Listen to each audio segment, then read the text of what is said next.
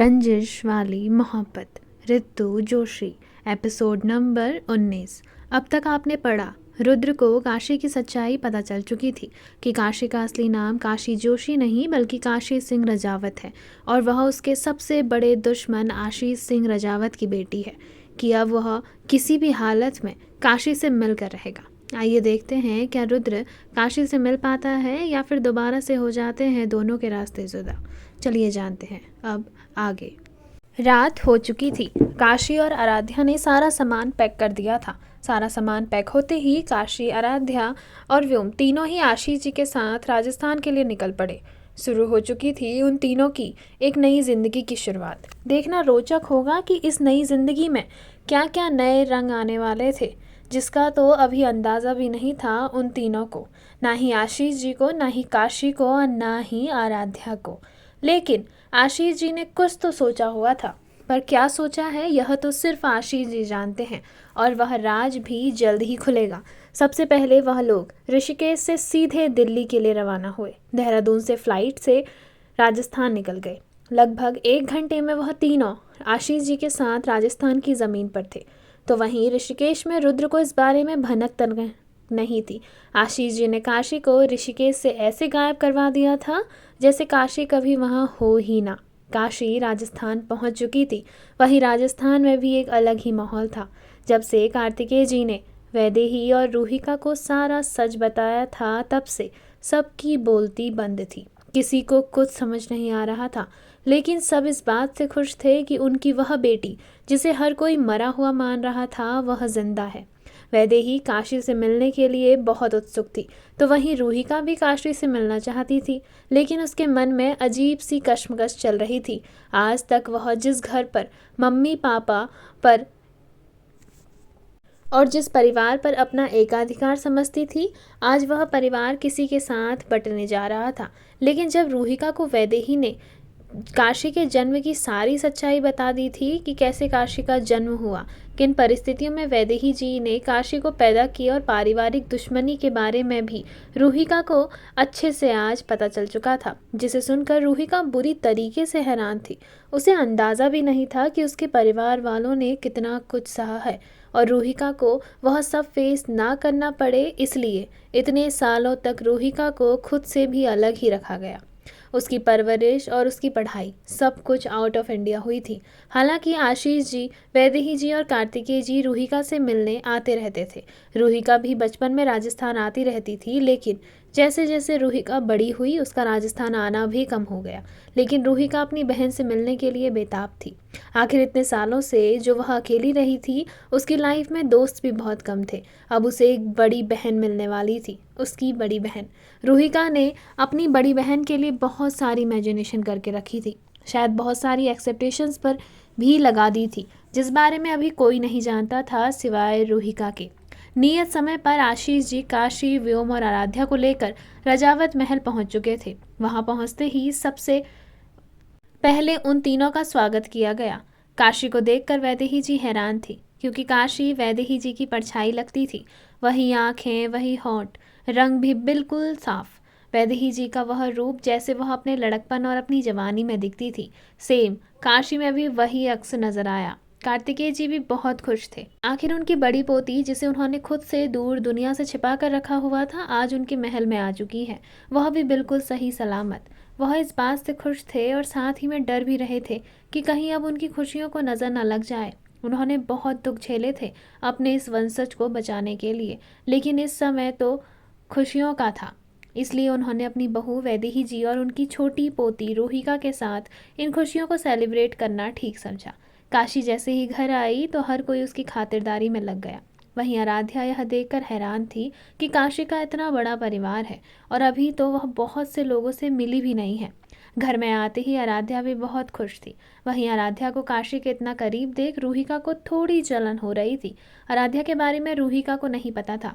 रूहिका यही सोच रही थी कि उसकी बहन सिर्फ उसकी होगी, लेकिन यहाँ आराध्या जब काशी के बगल में बैठी तो रूहिका कुछ सोचते हुए काशी के पास आकर बैठ गई और आराध्या को दूर करते हुए बोली। रूहिका बोली, काशी दीदी मेरी बहन है, आप दूर रहो उनसे। जैसे ही रूहिका ने यह कहा तो हर कोई रूहिका को देखने लगा। तो वहीं आराध्या रूहिका की यह बात सुनकर हंस पड़ी और ज़ोर से बोली। आराध्या बोली, हाँ तो मैं कौन सा तुम्हारी बहन को भगा कर ले जा रही हूँ। तुम्हारी बहन है, मेरी बला से पकड़ कर बैठी रहो तुम, पर यह मेरी दोस्त है। तभी रूहिका बोली, आपकी दोस्त होगी, लेकिन मेरी बड़ी दीदी है और दोस्त से ज़्यादा छोटी बहन ज़रूरी होती है। तो वहीं यह सुनकर काशी ने अपना सर पकड़ लिया, क्योंकि आराध्या और रूहिका का स्वभाव एक जैसा ही था। वहीं आशीष जी रूहिका का यह बिहेवियर देखकर हैरान थे। काशी, आराध्या और व्योम तीनों ही राजस्थान में थे। यह बात रुद्र को पता चलनी बाकी थी। रुद्र, जो कि नियत समय पर निकलने वाला था, अगले ही दिन काशी से मिलने उसके घर। वहीं आराध्या और रूहिका की बातें सुनकर सभी हैरान थे। तभी वैदेही जी हंसते हुए बोली। वैदेही जी बोली, बस करो, तुम दोनों बच्चों की तरह लड़ रहे हो। काशी, आराध्या, तुम दोनों आराम कर लो, वैसे भी रात बहुत हो चुकी है। हम सुबह उठकर कुलदेवी के मंदिर जाएंगे। व्योम को देखो, तुम्हारी गोद में ही सो चुका है। अगर इसकी नींद टूट गई तो रात को तुम्हें सोने नहीं देगा। एक काम करो, इसे तुम मुझे दे दो, मैं इसे अपने साथ सुला लूँगी। काशी थोड़ा हिचकिचा रही थी, लेकिन उसे थोड़ा समय लगने वाला था। वह यह बात घर वाले समझ रहे थे। वहीं रूहिका और आराध्या दोनों ही एक दूसरे को चिढ़ा रहे थे। रूहिका ने जैसे ही आराध्या की गोद में व्योम को देखा तो वह व्योम को गोद में लेना चाह रही थी, लेकिन व्योम सोया हुआ था, जिस कारण वैदेही जी ने रूहिका को व्योम को लेने से मना कर दिया। रूहिका को अब सुबह तक का वेट करना था, ताकि वह हर किसी से अच्छे से घुल मिल सके। तो वहीं दूसरी ओर ऋषिकेश में रुद्र को इस बात की भनक भी नहीं थी कि आशीष जी काशी से मिल चुके हैं और काशी को अपने साथ ले जा चुके हैं।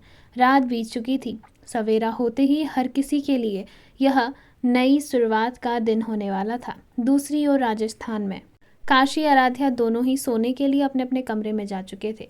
हालांकि व्योम वैदेही जी के साथ सोने वाला था। वैदेही जी को काशी ने मना भी किया कि व्योम रात को उठता है, लेकिन वैदेही जी ने काशी को समझाते हुए व्योम को अपने साथ सुलाने का फैसला किया। काशी को यह बात माननी पड़ी। काशी अपने रूम में अकेली थी, लेकिन उसकी नींद कोसों दूर थी। रात धीरे धीरे बीती और सुबह हो चुकी थी, लेकिन काशी को रात भर नींद नहीं आई। अनजान जगहों में काशी कुछ सोच रही थी, लेकिन जब सुबह वैदेही जी ने उसे यह पूछा कि क्या उसे रात को नींद आई, तो काशी ने उनसे झूठ कह दिया। वहीं वैदेही जी समझ रही थी कि काशी ने उनसे झूठ कहा है। वैदेही जी काशी की ओर देखकर बोली, बेटा, मैं तुम्हारी माँ हूँ, मुझसे झूठ बोलने का कोई फ़ायदा नहीं होता। जैसे ही काशी ने यह सुना तो वह हैरानी से वैदेही जी को देख रही थी, मानो यह पूछ रही हो कि आखिर उन्हें कैसे पता चला। वैदेही जी मुस्कुराते हुए बोली, मैं तुम्हारी माँ हूँ, मुझे पता है कि यह सब कुछ तुम्हारे लिए अभी नया नया है। यह रिश्ते, यह परिवार, यह जगह भी, और यह सब कुछ होता है। देखो काशी, मैंने और इस परिवार ने तुम्हारा बहुत इंतज़ार किया है।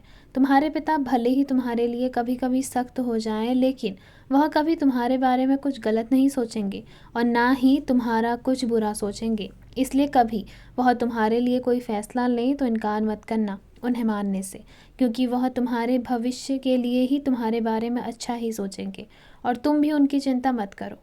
मैं जानती हूँ व्योम को तुम अपनी जान से ज़्यादा प्यार करती हो। हर माँ के लिए उसका बच्चा उसकी जान होता है। मैं नहीं चाहती कि जो परिस्थितियाँ मैंने सही हैं, अपने बच्चों से दूर रहकर वह तुम सहो, और ना ही कभी वह स्थिति में आने दूंगी। यह एक माँ का अपनी बेटी से वादा है। जैसे ही वैदेही जी ने यह बातें कही तो काशी मुस्कुरा उठी और झट से वैदेही जी को गले लगा लिया। वैदेही जी शायद इसी समय का इंतज़ार कर रही थी कि कब वह अपनी बेटी को अपने से गले से लगाएं। काशी और वैदेही जी एक दूसरे को काफ़ी मिनट तक गले लगाए हुए थे कि तभी वहाँ रूहिका आ गई।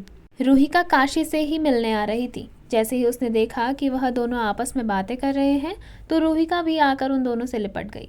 वहीं वैदेही जी रूहिका की इस हरकत को देखकर मुस्कुरा रही थी। वैदेही जी बोली, आज जल्दी उठ गई? तभी रूहिका बोली, हाँ माँ, वैसे भी मैं काशी दीदी से मिलने वाली थी, इसलिए मुझे रात को नींद ही नहीं आई। आपको पता है, मुझे तो व्योम से मिलना है। वैसे कहाँ है वो? मैं उसे लेकर आती हूँ। इतना कहकर रूहिका जा ही रही थी कि तभी वैदेही जी बोली, अभी नहीं, सुबह सुबह अगर वह उठ जाएगा तो फिर काशी को कुछ नहीं करने देगा। सो रहा है अभी वो, थोड़ी देर में उठ जाएगा, तब तुम उसे आराम से अपनी गोद में ले लेना और खिला भी लेना, तुम्हें कोई नहीं रोकेगा। रूहिका बोली, सच में? काशी मुस्कुराते हुए बोली, हाँ सच में। काशी के यूँ बोलने पर रूहिका बोली, तब तो ठीक है, चलो जब तक बाबा साहब से मिलकर आती हूँ। और दादू को गार्डन में लेकर जा रही हूँ। आज काशी दीदी आई है, इस वजह से कहीं उन्हें बहाना न मिल जाए एक्सरसाइज ना करने का। वह तो बस बहाना ढूंढते हैं कि कैसे उन्हें मेरी एक्सरसाइज से बचने का बहाना मिले। जैसे ही रूहिका ने यह कहा तो वहीं काशी के चेहरे पर भी मुस्कान आ गई। रूहिका वहाँ से जा चुकी थी। रूहिका को जाता देख काशी वैदेही जी की ओर देखने लगी। वैदेही जी मुस्कुरा रही थी। वैदेही जी बोली, यह रूहिका है, तुम्हारी छोटी बहन। वैसे आशीष जी ने तुम्हें इसके बारे में सब कुछ बताया होगा, लेकिन मैं भी तुम्हें कुछ बताती हूँ। काशी बोली, हाँ रूहिका मेरी बहन है, बस यही काफ़ी है उसके बारे में। आप कुछ मत बताइए, मैं चाइल्ड साइकोलॉजी जानती हूँ। बचपन से अकेली रही है, इसलिए थोड़ी बच्ची है। आप चिंता मत करिए, मेरे लिए आराध्या और रूहिका में कोई फ़र्क नहीं होता। वैदेही जी यह सुनकर मुस्कुरा उठी। उन्होंने काशी को फ्रेश होकर नीचे आने के लिए कहा और खुद भी थोड़ी बातचीत करके वहाँ से चली गई। दूसरी ओर ऋषिकेश में रुद्र घर से जल्दी निकल चुका था।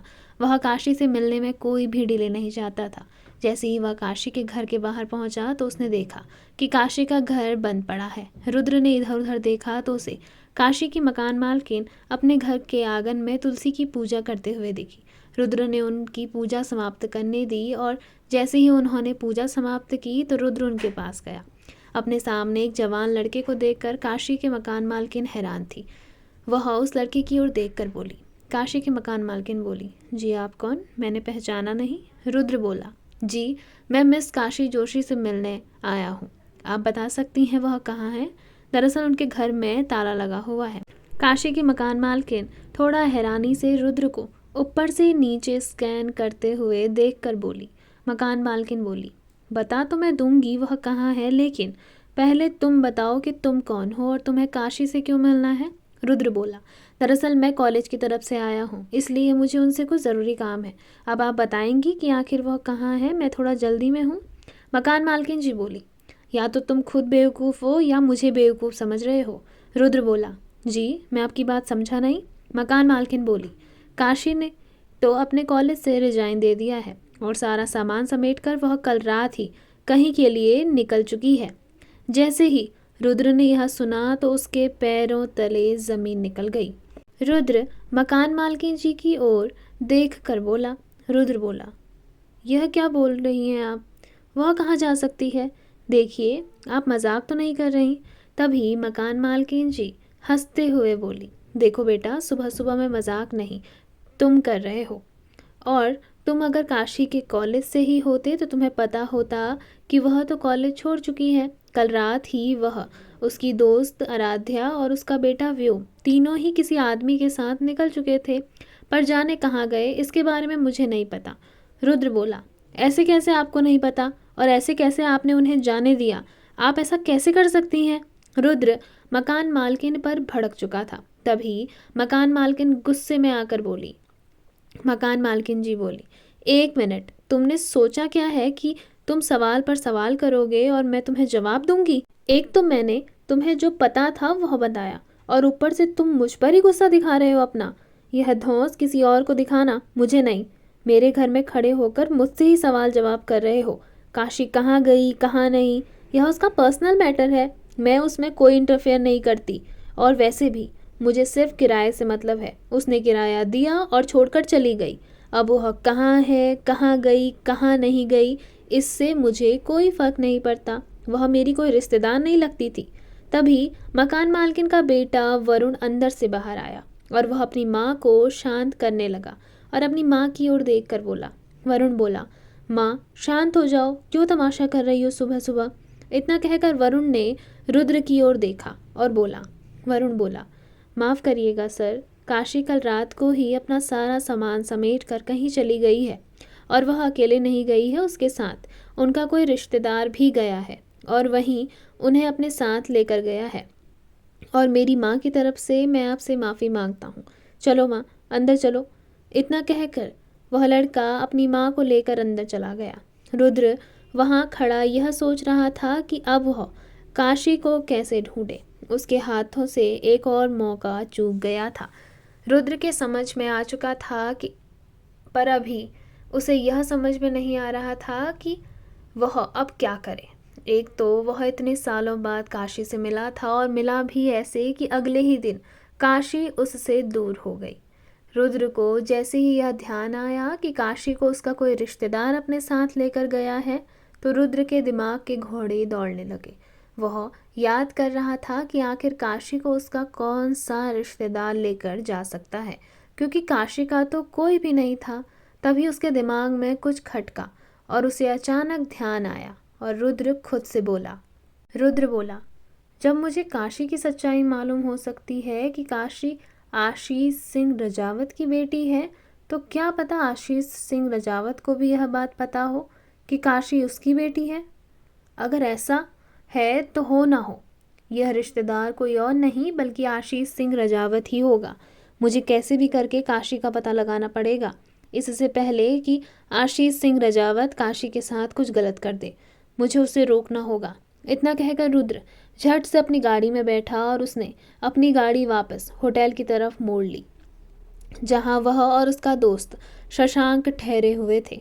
तभी गाड़ी में बैठे बैठे रुद्र ने किसी को फ़ोन किया और आशीष सिंह रजावत की खबर निकालने के लिए कह दिया कि इन दिनों आशीष सिंह रजावत कहाँ कहाँ गया। थोड़ी ही देर में रुद्र को एक बहुत बड़ा सच पता लगने वाला था। रुद्र होटल पहुंचा तो शशांक उसी का इंतज़ार कर रहा था। शशांक तो इस खुशी में था कि रुद्र को आखिरकार काशी मिल ही गई, लेकिन जब उसने रुद्र का चेहरा देखा तो वह रुद्र को देखकर हैरान था। शशांक बोला, क्या हुआ? तू ऐसे मुंह लटकाए क्यों आया है? तू मिला काशी से? क्या कहा उसने? रुद्र बोला, काशी घर पर नहीं थी। तभी शशांक बोला, अरे थोड़ा इंतज़ार करना था ना तुझे, इधर उधर कहीं गई होगी।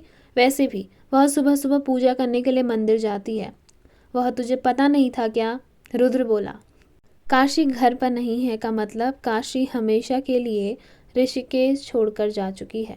शशांक ने यह सुना तो वह ज़ोर से चिल्लाते हुए बोला। शशांक बोला, क्या? जा चुकी है? पर ऐसे कैसे हो सकता है? रुद्र बोला, आशीष सिंह रजावत के साथ। जैसे ही रुद्र ने यह कहा और वह फिर चुप हो गया तो शशांक बोला, आगे भी तो बोल। यह सस्पेंस फिल्मों की तरह सस्पेंस मत क्रिएट कर। पीछे से धीन तना नाना वाली रिकॉर्डिंग थोड़ी ना चलाऊंगा अब, जल्दी बता। शशांक ने इतना कहा तो रुद्र ने उसको घूर कर देखा और फिर बोला। रुद्र बोला, आशीष सिंह रजावत काशी को अपने साथ लेकर चला गया राजस्थान। हमें राजस्थान के लिए निकलना होगा। रुद्र ने इतना कहा ही था कि तभी शशांक बोला, निकलना होगा? लेकिन यहाँ सेमिनार है, तुझे पता है ना, सेमिनार 1 हफ्ते का है। तुझे यहाँ रुकना पड़ेगा रुद्र। शशांक ने इतना कहा तो रुद्र बोला, उसकी चिंता तू मत कर, तू यहाँ बात कर लेना, मैं जा रहा हूँ। तभी शशांक बोला, रुक, तू मेरे बिना कहीं नहीं जाएगा, मैं बात करता हूँ। वैसे भी हम यहाँ 3 दिन बिता चुके हैं और वह 3 दिन बहुत है, और बहुत बड़े बड़े बिजनेसमैन आए हैं, वह देख लेंगे। मैं बात करता हूँ कॉलेज अथॉरिटी से, तू अपनी पैकिंग कर। इतना कहकर शशांक किसी से फ़ोन करने के लिए कमरे से बाहर चला गया। रुद्र अपने कमरे में अपनी पैकिंग कर रहा था कि तभी उसके फ़ोन पर किसी का कॉल आया। रुद्र ने फ़ोन देखा तो कोई प्राइवेट नंबर शो हो रहा था। रुद्र ने फ़ोन कॉल रिसीव किया तो दूसरी तरफ से आवाज़ आई। रुद्र बोला, हेलो कौन? वह आवाज़ बोली, रुद्र सिंह राठौर, मैं आशीष सिंह रजावत बोल रहा हूँ। कल तुम्हें फ़ोन किया था मैंने, शायद तुमने मुझे पहचाना नहीं, इसलिए आज अपना इंट्रोडक्शन देना ठीक समझा मैंने। रुद्र ने जैसे ही यह सुना कि उसे आशीष सिंह रजावत ने फ़ोन किया है तो रुद्र की मुट्ठियाँ कस गई। रुद्र बोला, आपने मुझे क्यों फ़ोन किया है? दूसरी ओर से आशीष जी बोले, मुझे पता है तुम काशी को ढूंढ रहे हो, लेकिन काशी मेरे साथ है। अगर तुम काशी से मिलना चाहते हो तो उससे पहले तुम्हें मुझसे मिलना होगा। रुद्र बोला, काशी से तो मैं किसी भी कीमत पर मिलकर रहूँगा आशीष सिंह रजावत, और उससे मिलने के लिए मुझे किसी की परमिशन की ज़रूरत नहीं है। तभी आशीष जी हंसते हुए कुछ ऐसा बोले जिसे सुनकर रुद्र भी चौंकने वाला था। अब देखना दिलचस्प होगा कि आखिर क्यों मिलना चाहते हैं आशीष जी रुद्र से, और ऐसा क्या बताने वाले हैं आशीष जी रुद्र को जिसे सुनकर उड़ जाएंगे रुद्र के होश। देखना दिलचस्प होगा, जो हम जानेंगे कहानी के आने वाले भाग में। आपको कहानी का यह भाग कैसा लगा कमेंट सेक्शन में कमेंट करके ज़रूर बताइएगा। वीडियो पसंद आई हो तो लाइक करिएगा, शेयर करिएगा, कमेंट करिएगा और चैनल के बेल आइकन को दबाकर चैनल को सब्सक्राइब करिएगा, ताकि आपको रंजिश सही पर मोहब्बत है की सीरीज़ मिलती रहे।